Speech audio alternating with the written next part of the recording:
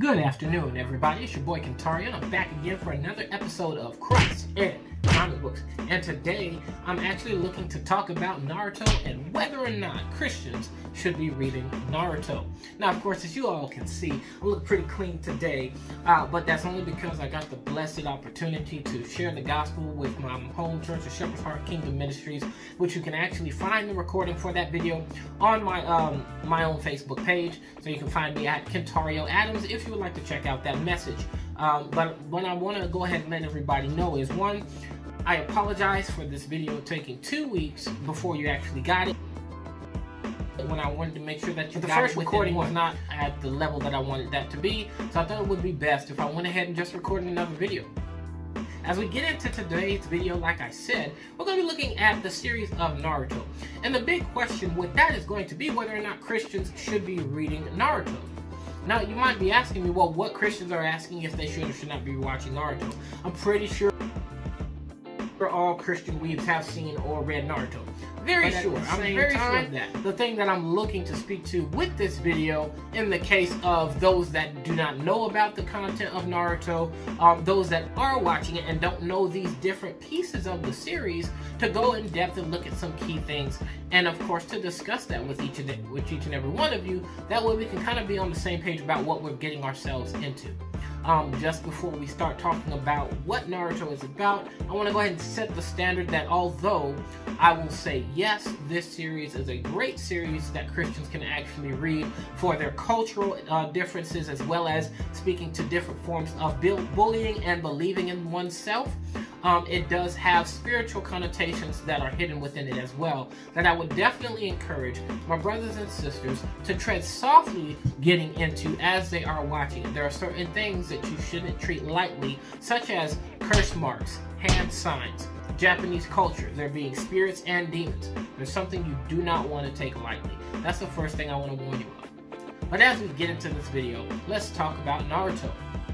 Naruto is a manga series which is about a boy born into a ninja village known as the Hidden Leaf Village. In this village, they of course primarily trained up to be shinobi, which means war ninjas. So with them being war ninjas, they are of course taught in different types of fighting techniques, sneaking into other countries, basically how to go to war, how to protect each other, going specific missions that they're hired to do for different countries. But the main character, Naruto Uzumaki, is one of the lesser characters, or one of the lesser children in the series. Of all the kids that he knows, a lot of them are rather skillful. They have families, they have parents to teach them about this thing, and as they're going to school, they're able to pick up on what they're learning. He's a delinquent. He has no parents. He has no one to really father him through life. He has no one caring for him like a mother would. It's simply himself, constantly being checked on by the head of the village known as the Hokage, Sarutobi Sensei, checking in on him, making sure he's good. The only other person operating as a father figure, it is Iruka Sensei. Iruka Sensei being one of the school teachers, teaching them about in class and things of that nature. Of course, he's always fussing at him for cutting up, but at the same time, he's that guy that picks him up at the end of the day, makes sure he has some dinner to eat before he goes home. So he's really been operating as that father figure. So one of the things that we're introduced with in the beginning of the series is you have someone that has met up with Naruto as he's already failed his most recent exam and is not able to move on to the next level in his courses, simply put. He's telling him, hey, if you go steal this scroll, learn this secret technique, which one is the tougher techniques for anybody to learn, you go learn that, and then you come back and show them that you can do it, they'll definitely appreciate you and value you. So the reason this was effective on him was because it's like, now the people will see me and appreciate me if I can learn something so high level. So he steals the scroll, which in turn actually makes him look like a criminal because you're stealing, right? But of course, childlike mind, you're suspecting to see that type of thing. He steals the scroll. The guy that talked him into doing it is actually looking to capture him and defeat him and realistically kill him for stealing it just to make himself look good. He was actually just doing it for himself. In this moment, we of course have Iruka coming to his aid but getting defeated, and what's revealed is the real reason people treat Naruto the way that they do is because Naruto has a demon within him. The demon known as the Nine-Tailed Fox. Now, just to pause here for just a moment, the nine-tailed fox several years ago was a creature that actually plagued this village, causing a lot of destruction, even more so leading to the death of Iruka's own parents. So there is a lot of reason for him to be hated. And then you can see on his face in this moment the turmoil of being hated and why. So in this moment, you have Naruto struggling with himself. Basically going through the thoughts of, this is why I've been treated this way all of this time. This is what must have led to my own parents' death, since he's still currently, he doesn't even know who his parents are in the beginning of this. But in this moment, Iruka Sensei steps up in his defense and tells him how valued he is and how important he is and the difference that he can make if he basically keeps pushing forward. And this motivates Naruto to, one, master that new technique that he was finding in that scroll, but two, he also defeats this opponent in this moment. And we get this open declaration, which is what he's been doing since the beginning of the series. But he gets that open declaration of him going to become Hokage. He's going to become the leader of his village. He's going to become the most respected person in his village, regardless of this creature that dwells within him, known as the demon Nine-Tailed Fox. So from here, the series goes on with Naruto facing several different challenges to that exactly. One of those challenges being still trying to learn new techniques. And what I mean by these techniques, there are 3 different types of techniques that ninjas are required to learn. They are ninjutsu, genjutsu, and taijutsu.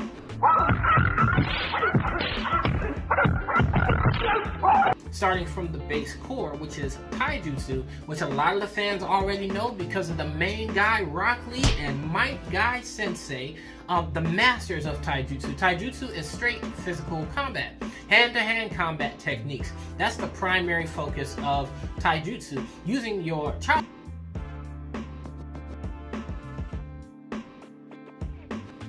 which is what they consider their power source. For a lot of other anime fans, they know that to be key.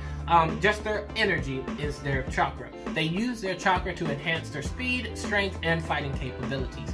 Even more so, some of them use it to heighten their senses as well, to ensure better techniques with taijutsu. The other technique is known as ninjutsu, which is basically techniques that uses that chakra to do big blasts or attack moves. Primarily resounding around the different elements is the main focus. Certain other ninjutsu use items to charge with that chakra to do other techniques as well. So that's the focus of ninjutsu. Some of the main famous ones you're going to see are lightning techniques, fire techniques, earth techniques, water techniques. You're going to see a lot of different types of those when you're watching the series. Ninjutsu, using your chakra to manipulate or primarily use the elements. So the last one being genjutsu, which is where you're going to find illusions, you're going to find shadows, you're going to find the ability, basically a main ninja technique to get by.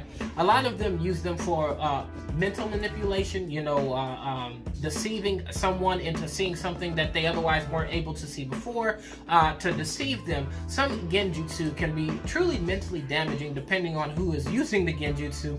All the fans who know of Itachi, that genjutsu that he be using with the Tsukuyomi is stupid strong.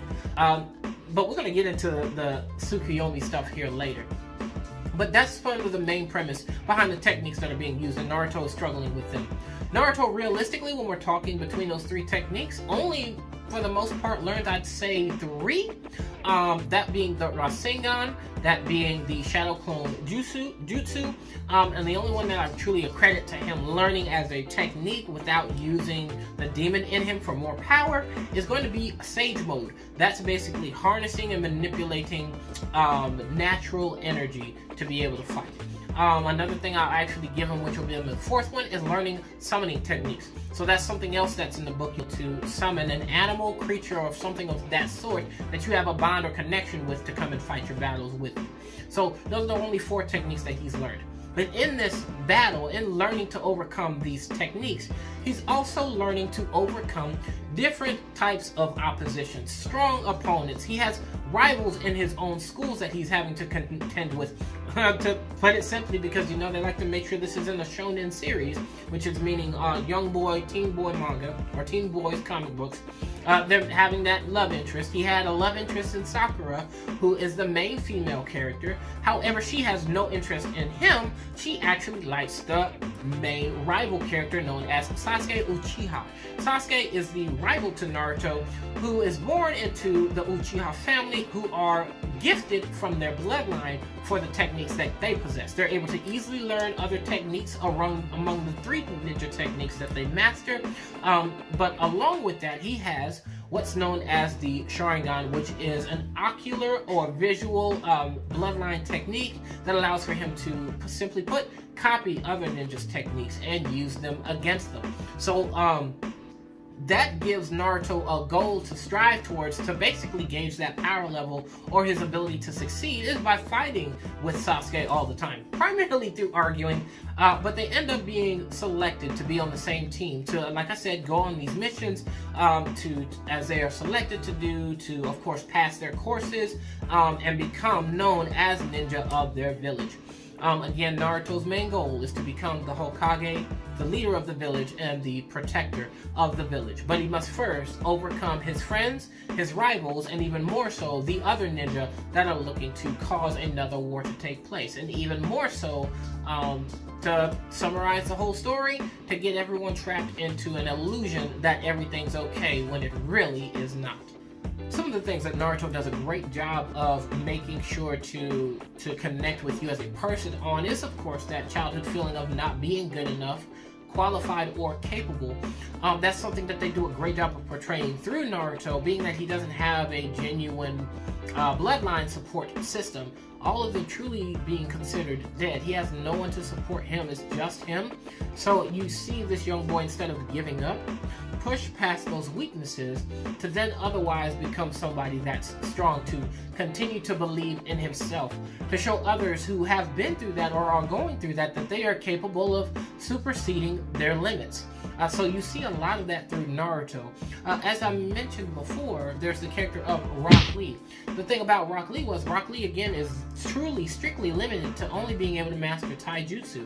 He cannot use any ninjutsu or genjutsu at all. So that limits him in his abilities to be successful and to strive towards the top of the ninja clan. Right? There's no way he can truly show himself strong outside of Taijutsu. But him, in that regard, working really hard on it. When I say working out, he works out every day. If he messed up or slipped up doing his push-ups, he would double the required number of push-ups that he had to do, just to show that punishment and that willingness to, I'm going to hit the mark and then some. We're going to start slow. We're going to keep going fast. We're going to start slow, but we're always going to finish fast. I'm going to show them that I'm strong and that I'm not weak and that I'm not going to stay down. That's always been him. And that's what draws people to this series. You have this huge reflection between Naruto and Sasuke, which is what causes their rivalry. One of which being, Naruto, yes, grew up without any parents. Sasuke grew up with parents, but as a child, because of his older brother killing his entire clan besides himself, has lost them. So they wrestle with that as well. Naruto saying, I know what it feels like to be alone, but Sasuke saying, you don't know what it feels like to lose someone that you love. So you don't know what it's like to be me. So that's where they contend and butt heads. One of the other things is that Sasuke decides later on in the series that I'm going to become strong enough to get vengeance for my family by going to the dark side to do that, versus staying in this village and learning from all the people here and doing it the right way. I'm going to find my own way. And Naruto made this conscious decision, which is what leads to the second half of the series, and even more so it going as long as it did, is that Naruto says that I can't become Hokage if I can't save even my one friend, then I don't deserve to be in the position of leadership. Powerful words in and of itself. And all of those types of things is what draws people into the series. Now, as a Christian watching Naruto, yes, there's a lot of conflict because, hey, we're talking about a demon being inside this kid. Where in all actuality, you find out that the nine-tailed fox that's in him, there's 8 others that are in 8 other people in 8 other villages as well. And the thing that portrayed here is these demons in these other villages either leave the person they're in possession of to be ridiculed and picked on and insulted majority of their life, or you otherwise see them being used as weapons of war to help them win battles, which is what happened with the nine-tailed fox showing up in the first place in that village. Was they were under attack, not by a rival village, but by someone that was able to harness the power of this creature to do the damage that it did. So these are a lot of things that cause some concern. One of the other things too, that it doesn't have a significant historical meaning, which is why it's left to interpretation, and is also concerning when you're talking about watching it as a Christian. You have what's known as the curse mark. Now there's the curse mark, but then there's also the Sharingan that I talked about earlier, both of which that incorporate what look like a three-pronged image. And they look like 3 sixes, which is concerning in and of itself, which is a lot of reason why, I guess you could say, in the way that they told the story, why the clan gets its hatred, but why also a lot of Christians don't want their kids watching the series is because they're promoting the image of the 3 sixes. Kids going to go get those contacts put in their eyes, people getting tattoos of the curse mark on their neck, this curse mark being something that's put on someone to harness natural energy in a, I guess you could say, in an evil fashion. Someone's forcibly getting them to harness natural energy. It's a weird thing there. But it's concerning for a lot of Christians when it comes to watching the series. And I don't disregard those as concerns, but I would encourage that these aren't things that should take precedence over the overall story when we're talking about the impact that this has on a social level, as well as a motivational level when we're talking about me standing up and becoming someone better than what I could have been if I allow people to tell me what I am and how they want to use me. So one of the things, dialing back to the nine-tailed fox, is that you learn that these tailed beasts aren't actually demons. What made them demons was the way that they have been used by other people to do their, put it simply, their dirty work. Originally, these were creatures that harnessed the power of one known as the Sage of Six Paths, which is like a godlike being, which we're going to get into some of the Japanese mythology in relation to this. But the Sage of Six Paths is the is one of the sons of someone known as Kaguya, who's, according to Japanese mythology, is a god on the moon, a goddess on the moon. So the Sage of Six Paths split his power among these tailed beasts, and then these tailed beasts, of course, went out to live into the world. But after the Sage of Six Paths died, human beings began to try and use that power for their own selfish gain in the ninja world. Hence the wars, hence them being possessed into other people as weapons. So that's where you get a lot of that. So they're not, when we're talking origin, they're not truly demons at their core. They're just made to be portrayed as them, so they behave like them because they are so hated. That's why you find a lot of rage in the nine-tailed fox, otherwise known as Kurama. So that's something that, where when we're looking at Naruto and when we're looking at it from a faith perspective, there's something that I posted in regards to one of the other characters in the series, as well as with the main character Naruto. So with Naruto, again, having the nine-tailed fox, instead of becoming a kid that is accepting everything that people are saying and becoming hateful and destructive and turning out to be as evil as they said he was, he worked towards becoming the hero that he always believed himself to be capable of becoming. I'm not going to give that spoiler. I was so tempted about to give you guys a spoiler about Naruto's dad, but I won't do that. I won't do that. We won't talk about it. We won't talk about it. But there's another character who's another reflection of Naruto, known as Gaara. Gaara was born into the Sand Village, and he had the one-tailed beast known as the Shikaku. The one-tailed beast, of course, being put in him when he was born, this led to the death of his mother. This also stirred the hatred of his father for Gaara, and in other words, with the demon being inside of him, stirred fear and concern, and even more so hatred towards Gaara by the rest of the villagers. This demon being inside of him is one that manipulates sand around him constantly, and it's crazier even being that they're surrounded by a village of sand, so he's constantly got his weapon on him. The sand is used to not only defend Gaara, but also attack others, so that sand has done a lot of damage amongst the village, and that's caused a lot of fear and concern. But Gaara did have one person that treated him like he was somebody, of someone of worth. And that was his uncle, who was, of course, his mother's brother. But turns out the only reason he was doing that was so that he could get close to Gaara and finally kill Gaara. So he came to finally attack Gaara. The sand defended him. The uncle revealed himself to be who he was. The uncle tries to sacrifice himself to kill Gaara. Sand defends him. And this is where you witness this heartbreak on this young boy. He causes the one injury he had in his entire life until the current arc where we are. He carves love in the kanji for Japan, in the Japanese kanji, on his forehead, and he goes forward to basically be the monster that everyone believed him to be. He waits the opportunity to kill. He doesn't sleep because he is plagued by nightmares due to the Shikaku being within him. And wherever he goes, he's basically just causing destruction. So in a plan to overthrow the Hidden Leaf Village, as they are holding their tournaments to lead the next generation to the next level, which I think it was the Jonin exam, the Chunin exam. They began this coup de grace to overthrow the Hidden Leaf Village. But Naruto helps fend off Gaara and his people. And the dichotomy there is, you see Naruto being that he hasn't mastered the use of his demon. You have Gaara, who has better use of his demon. Naruto depending on his own power to defeat Gaara, and Gaara, being that he's never been hurt or defeated or taken down, is like an amazement that this person with nothing, capable of nothing, is able to do all of this to me. He wants Naruto to just give up, stop. He's like, I won't stop. I will defeat you no matter what it takes. He never gives up.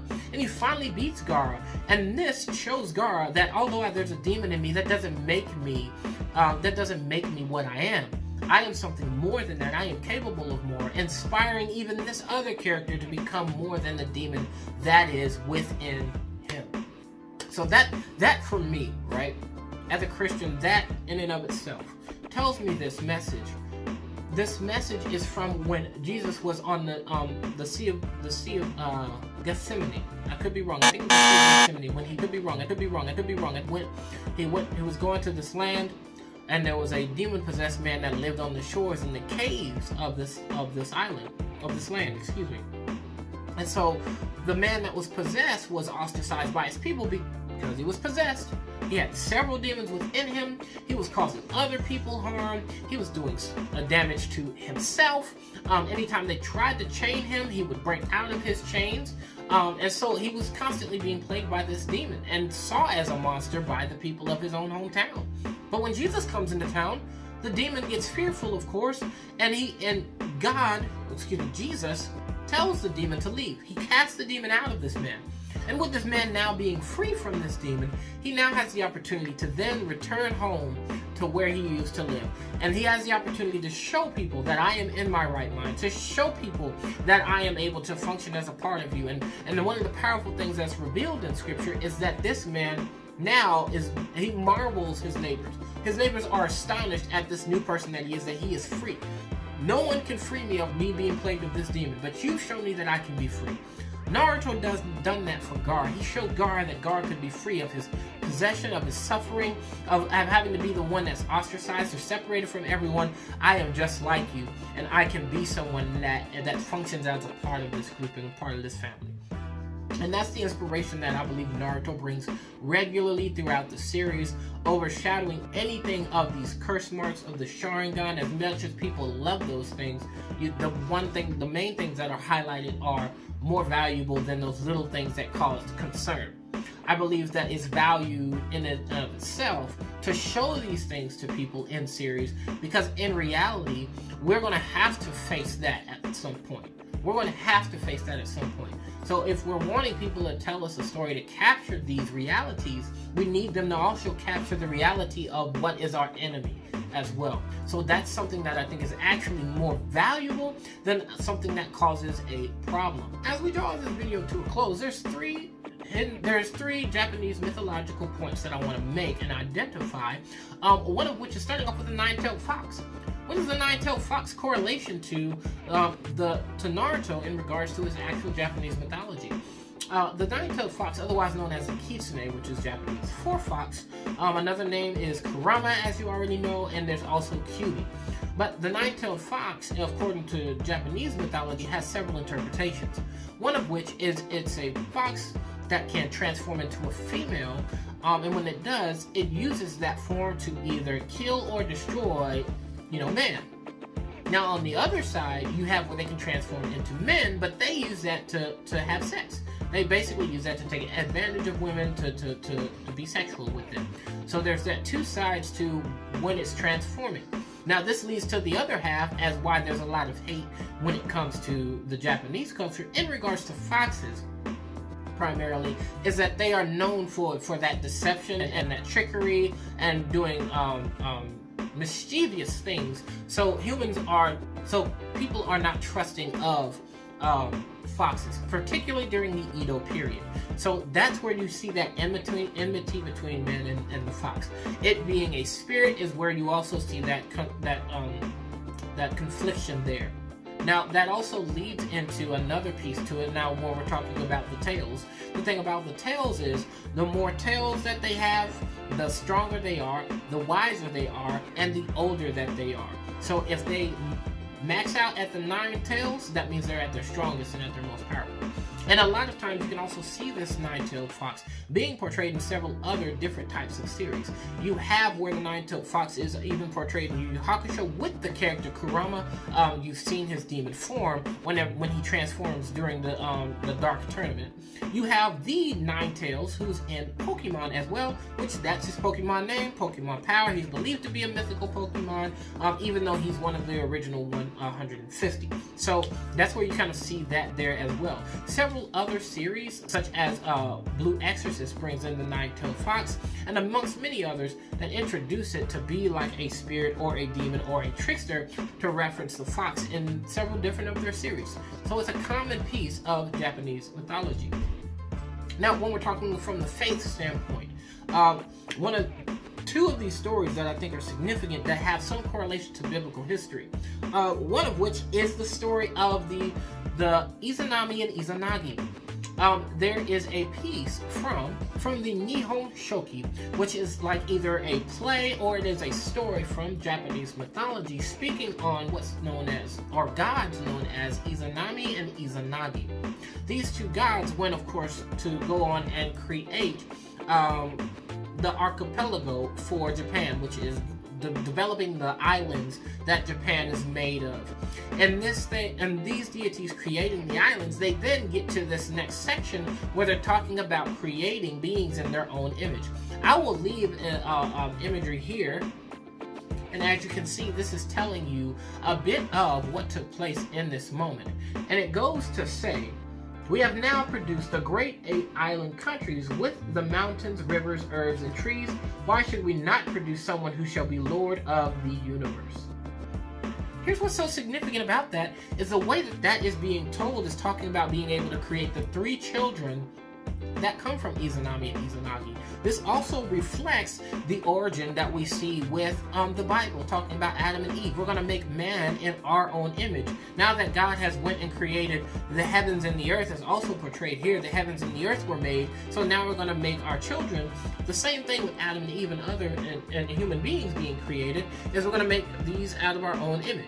Now, with Izanami and Izanagi, they first make their first child being their daughter, Amaterasu, meaning sun. She's the daughter of the sun. For my Naruto fans, you know where these all are coming from, even starting with Izanami and Izanagi. So you have Amaterasu, who's the older sister. Then you have Tsukuyomi, who's the younger sister. And then you have Susanoo. As you can see with these images, these are what they are portrayed as. Both Amaterasu and Tsukuyomi both have mirrors, while you also have here with Susanoo being the younger brother, being basically god of the storms. So you kind of see these 3 characters, those 5 things, Izanami, Izanagi, Susanoo, Amaterasu, and Tsukuyomi, are all pieces of the Uchiha clan, Sasuke's clan. These are the names for different techniques at a higher level that they can master at some point in their development as, as ninja.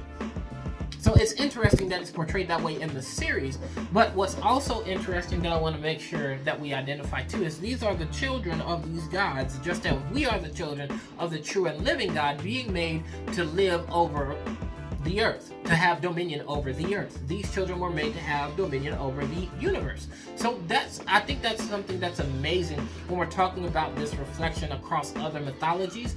In Japanese mythology, we see this here. The last thing that I want to leave with you guys is the story of Kaguya and the bamboo cutter. Now, what's interesting here is there's another piece. I wasn't able to actually find this piece specifically, but I remember hearing of it, so I want to share this tale with you.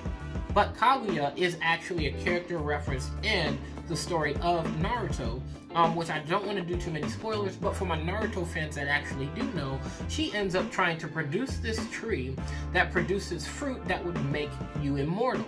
But what she's using is feeding off the chakra of mankind by getting them caught up in an illusion of the perfect life for each individual. And they're feeding this tree to produce this perfect fruit. Where do you think that sounds like? Does that sound kind of familiar? The tree of life, right? Or the tree of the knowledge of good and evil, in other words. So in the mythological history of Kaguya, Kaguya was one that was actually kicked out of the moon. She comes from the moon. Or in one interpretation, she comes from the moon, and another interpretation, she comes from a different universe.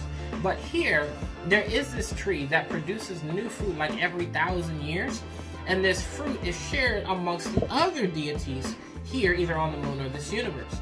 Now, in this case, what Kaguya did was she took one of the fruit for herself to make herself eternally immortal.